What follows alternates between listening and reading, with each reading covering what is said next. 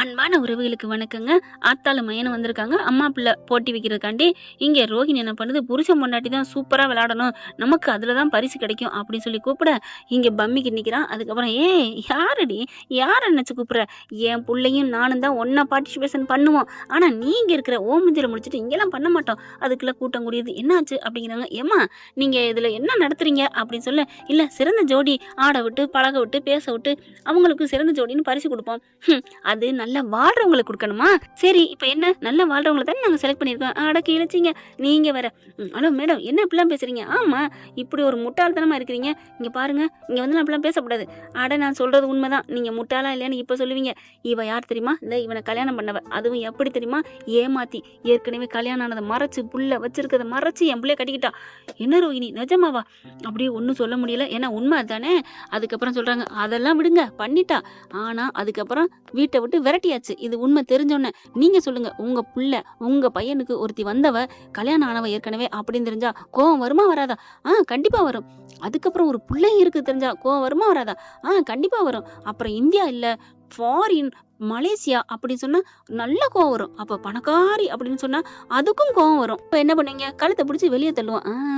அதைத்தான் நான் செஞ்சேன். அதுக்கப்புறம் என்ன பண்ணுவீங்க? அப்புறம் டைவர்ஸ் பண்ணுவோம். அதைத்தான் நாங்களும் கோர்ட்ல கேஸ் போட்டிருக்கோம். டைவர்ஸ் கேஸ் ஓடிட்டு இருக்கு. அப்படி இருக்கையில இவங்க எப்படி சிறந்த தம்பதின்னு பரிசு கொடுப்பீங்க? இப்ப சொல்லுங்க நீங்க. நாங்க முட்டாள் தாங்க, ஒத்துக்குறோங்க அப்படின்னு சொல்ல விஜயாக்கு ஒரே சந்தோஷம். இப்ப கேளுங்க, நீங்க அவளை கேளுங்க அப்படின்னு ரோஹிணி பக்கம் திரும்புறாங்க. ஏம்மா நீலாம் என்னம்மா மனுஷ ஜென்மம், நாங்க எப்படி எப்படி தேர்ந்தெடுத்திருக்கோம் ஒவ்வொரு ஜோடியிலையும், இப்படி பண்ணிருக்க.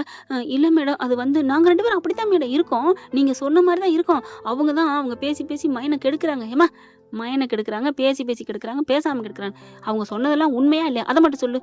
உண்மைதான் மேடம். அப்புறம் என்ன? சே, உனக்கு இந்த இதில் இல்லை, நான் ரிஜெக்ட் பண்ணுறேன் அப்படி சொல்லி ரிஜெக்ட் பண்ணிடுறாங்க. மனோஜ், என் பேரை இப்படி கெடுத்துட்டாங்களே உங்க அம்மா, நான் என்ன பண்ணுறது ரோஹிணி? டேய் அவகிட்ட என்னடா பேசுகிற அப்படிங்கிறாங்க. சரி, சிறந்த அம்மா பையன் அதில் வந்து நீங்கள் கலந்துக்கங்க வாங்க அப்படின்னு சொல்ல, மனோஜ் என்ன பண்ணுறான், அம்மா எனக்கு மூடு சரியில்லை, நான் போகிறேன் அப்படின்னு ரோஹிணி பின்னாடி போக, டேய் எங்கேடா போகிற அப்படின்னு பிடிச்சி இழுக்கிறாங்க.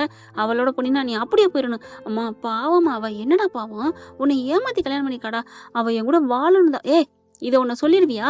அப்போ ஒரு வீட்டில் போய் திருடுறோம், நான் நல்லா வாழணுங்கிறக்காக தான் திருட வந்தேன் அப்படின்னு சொன்னால் மன்னிச்சு விட்டுருவாங்களா? இல்லைம்மா, அது வந்து நீ எவ்வளோ சொன்னால் கேட்கல. அதுக்கப்புறம் அம்மா பிள்ளை அப்படிங்கிறதுல போட்டி நடக்கிறாங்க. ஆனால் இதுங்களுக்கு ஒன்றுமே தெரியலைங்க, 0 தான் எடுத்திருக்கு. அட போங்கம்மா, நீங்களாம் என்ன சிறந்த அம்மா பிள்ளை அப்படின்னு சொல்ல வெக்கப்பட்டு தலையை தொங்கப்பட்டு 2 பேரும் வீட்டுக்கு வந்துடுறாங்க. ஏன்டா அப்படி தப்பு தப்பா சொன்னேன்? எதுக்குடா தப்பு தப்பா சொன்னேன்? எனக்கு என்ன சாப்பாடு பிடிக்குன்னு உனக்கு தெரியுமில்ல, பிரியாணி நல்லா சாப்பிடுவே இல்லை, அதை விட்டுட்டு நீ ஏன்டா சாம்பார் சாதம்னு சொன்னேன்? வேணுக்குன்னு தான் ரோஹிணியை மட்டும் விரட்டி விட்டுட்டீங்க. என்னடா சொன்னேன்? ஒன்றும் இல்லைம்மா, எனக்கு தெரியலம்மா, அப்போதைக்கு ஒரு மாதிரி இருந்துச்சு அதான் அப்படின்னு சொல்லிட்டு போய் படுத்துக்கிட்டு குப்பரை போட்டு அழுகிறாரு. போய் கிட்டக்கு போய் பார்க்குறாங்க. ஏன்டா அப்படி பண்ணுற? அவ கூட சேரணும்னு ஆசைப்படுறியா? அப்படி இல்லைம்மா, நான் மட்டும் தனியாக இருக்கீங்க பார், உனக்கு நான் நல்லது பண்ணுவேன்னு நினப்பு இருந்தா இரு, இல்லைன்னா வீட்டை விட்டு போ அப்படின்னு சொல்லிட்டு போயிடுறாங்க விஜயா. அடுத்து இங்கே வேலைக்கு போயிடுறாரா. போனால் இங்கே ரோஹிணி வருது, செம்ம கிளிக்கின்னு கிழிச்சு கட்டுது. இல்லை ரோஹிணி அப்படின்னு எவ்வளோ கெஞ்சுறாங்க. என் மூஞ்சில முழிக்காத, உனக்கு எனக்கு ஒன்றுமே இல்லை அப்படின்னு சொல்லிட்டு போக இவர் பின்னாடியே போகிறாருங்க. இந்த பிள்ளை ஆட்டோ பிடிச்சி போக இவர் கார்லேயே போகிறாரு. ரோஹிணி வீடு வரைக்கும் போயிடுறாரு. ரோஹிணி ரோஹிணி ரோஹிணி ரோஹிணி அப்படின்னு வீட்டுக்குள்ளே போயிடுறான். நல்லா இருக்கே வந்துட்டாரே அப்படின்ட்டு பட்டுன்னு திரும்ப யாரும் இல்லையா, அம்மாவும் பேரனும் சொந்த ஊருக்கு போயிருக்காங்க, நான் மட்டும்தான் இருக்கேன். நீ மட்டும்தான் இருக்கியா? ஐயோ அப்படின்னு சொல்லிட்டு கிட்டக்க வரேன். வந்துட்டு ரோஹிணி என்னை மன்னிச்சிரு ரோஹிணி, சாரி ரோஹிணி அப்படின்னு சொல்லிட்டு ரோஹிணியோட சங்கம் ஆயிடுதுங்க. அப்படித்தான் ஜோலி முடிஞ்சிச்சு. என்னத்த சொல்றது போங்க. ஓகே ஃப்ரெண்ட், இப்படியும் போக வாய்ப்புகள் இருக்கு, பார்க்கலாம் என்ன நடக்க போகுதுன்னு. இந்த பதிவு உங்களுக்கு பிடிச்சிருந்துச்சுன்னா உங்க பொண்ணான கையில் லைக்க போட்டு சப்ஸ்கிரைப் பண்ணி ஆதரவு கொடுங்க அன்பு உறவுகளே. Thank you friend. இந்த வீடியோ உங்களுக்கு பிடிச்சிருந்தா தயவு செய்து லைக் பண்ணுங்க. இன்னும் அப்டேட்ஸ்க்காக சேனலை சப்ஸ்கிரைப் பண்ண மறக்காதீங்க. நம்ம கிட்ட இருக்க எல்லா சேனல்ஸோட லேட்டஸ்ட் வீடியோ அப்டேட்ஸ்க்காக மேல ரைட் சைடுல காட்டுற லிங்கை கிளிக் பண்ணி வாட்ஸ்அப் குரூப்ல ஜாயின் பண்ணுங்க. உங்களிடம் விடைபெறுவது நான் உங்கள் மெஹர்.